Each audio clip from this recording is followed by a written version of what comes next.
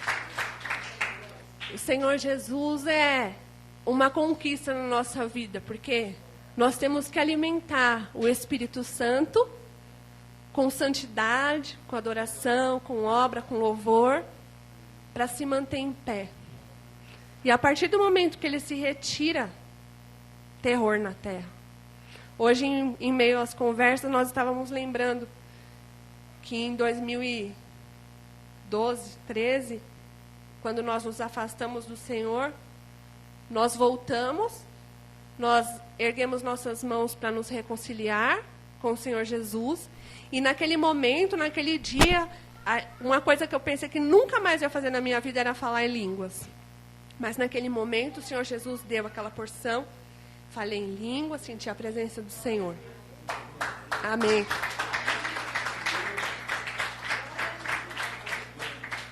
E assim foi naquele momento, naquele dia. Mas durante os próximos 365 dias, nós ficamos ajoelhados, clamando ao Senhor, sem ouvir a sua voz e sem sentir a sua presença. Creio que nenhum dos irmãos tenha passado por isso e nunca vão passar. Porque é horrível. É horrível você vir para a casa do Senhor e não sentir a presença. Você vê que a igreja está no Pentecostes e você ali, sedento, mas sem sentir. Porque nós tivemos que pagar um preço por ter se afastado. E nós tivemos que lutar para conquistar tudo novamente. Porque a presença do Espírito Santo de Deus não é para qualquer um. Não é para qualquer templo. A presença do Espírito Santo de Deus, ela é a riqueza. É maravilhoso. Então não vai habitar em qualquer lugar. Aleluia. Glória a Jesus. Não vai habitar em qualquer lugar. Não vai agir de qualquer jeito. Não vai. Ele é santo. Santo. Quando você fala de santo, você logo imagina que santo é algo intocável. Santo é algo ali separado. E é assim que tem que ser. É por isso que não dá para ter contaminação. Nem pequeno, nem grande, nem média, nem nada. Nenhuma contaminação. É a luta diária para ir tirando todas as contaminações de dentro de nós. Para que o Espírito Santo de Deus tenha liberdade para agir. Para que nós tenhamos a visão do Senhor. O Espírito Santo de Deus é Deus em nós. Dentro de nós, o próprio Deus dentro de nós. E é por isso que quando você tem um problema, mas você está com o Espírito Santo de Deus, o próprio Deus dentro de você, vivo, alimentado, você não olha para o problema, você não quer nem saber. Como a irmã da menina disse, não se preocupou, porque ela sabia que ia dar certo. Isso é estar com Deus. É diferente quando nós temos um problema e a gente já se desespera e se descabela e socorro. Não é por aqui, não é por ali. E tenta achar 1000 soluções e tenta fazer 1000 coisas sem sucesso, porque está sem Deus. Porque quando há a direção do Espírito Santo, as coisas simplesmente fluem. Simplesmente fluem. Aqui em Romanos 11, 33 diz: ó profundidade das riquezas, tanto de sabedoria como da ciência de Deus. Quão insondáveis são os seus juízos e quão inescrutáveis são os seus caminhos. Porque quem compreendeu o intento do Senhor? Ou quem foi o seu conselheiro? Ou quem lhe deu primeiro a ele para que lhe seja recompensado? Porque dele e por ele e para ele são todas as coisas. Glória, pois, a ele, eternamente. Amém.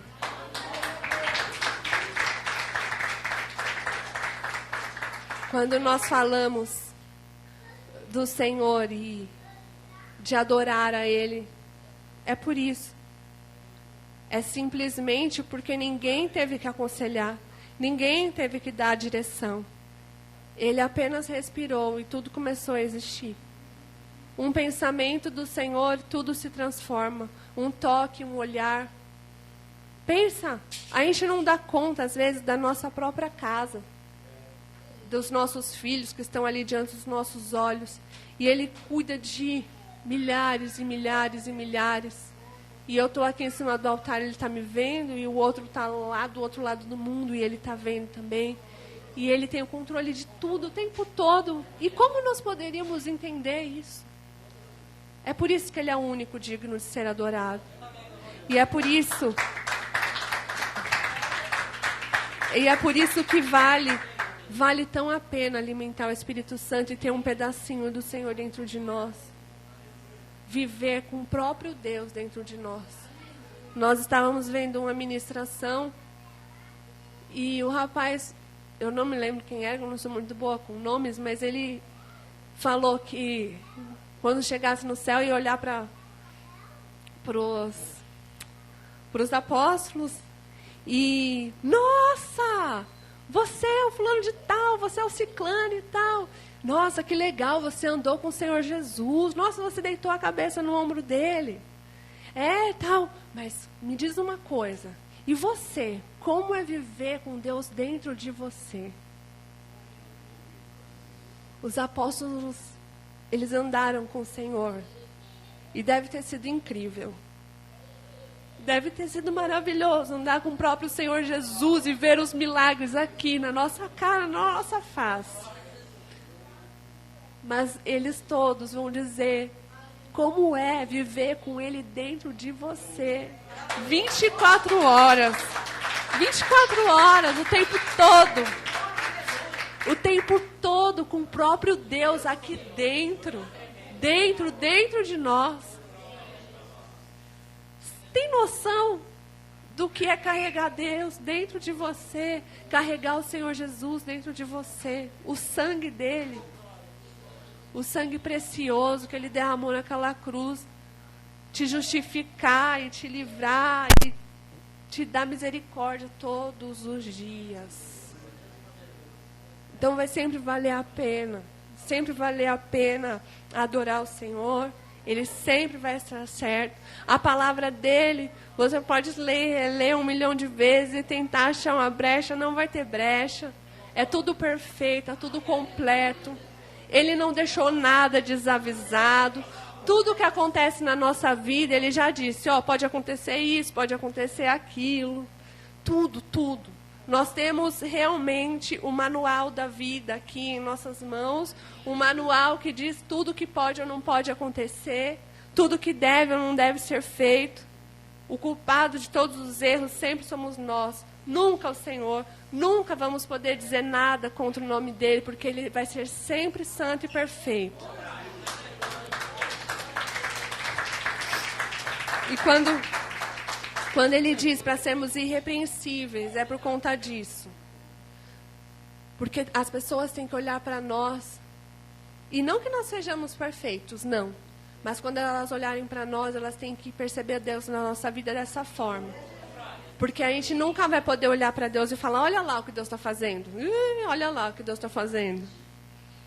Quando as pessoas olharem para nós, ninguém tem que falar, olha lá o que a Carla está fazendo. Olha lá o que a Sarinha está fazendo. Nunca. Aí os irmãos vão ver a diferença daquele que serve, que não serve, isso vai aguçar. E sobre as guerras e guerras e tumultos e esse monte de bagunça que está acontecendo no país, que parece até que está uma órbita diferente, tão pesado, tão ruim, tudo essa bagunça. Eu estava pensando que sobre a briga pelo poder, que nada mais é a briga pelo poder. Eles não querem governar o Brasil, para o Brasil ser um país melhor. É para provar o poder e tá lá, ter uma mansão para morar, ter um casão, ter muito dinheiro no bolso. Não é um amor. Imagina se o Senhor Jesus estivesse nas eleições e quisesse realmente salvar. O que Ele seria capaz de fazer? E essa briga pelo poder e por dinheiro e pelo ouro, né? E aí eu fiquei pensando sobre os valores das pessoas, os valores invertidos, toda a bagunça, e como é triste a gente ver que coisas horríveis estão se tornando comuns e que a gente tem que viver isso e às vezes tem que engolir certas coisas assim, goela abaixo, difícil de digerir por conta de de valores que estão completamente opostos, sobre família, trabalho, sobre honestidade, sobre tudo eu falo. E nesses valores está incluso o ouro, né? Que é dinheiro e tudo mais. E aí eu fiquei pensando que, poxa vida, as pessoas estão guerreando por ouro na terra, guerreando, guerreando, guerreando. E lá os valores são tão invertidos para onde nós vamos que o ouro fica no chão.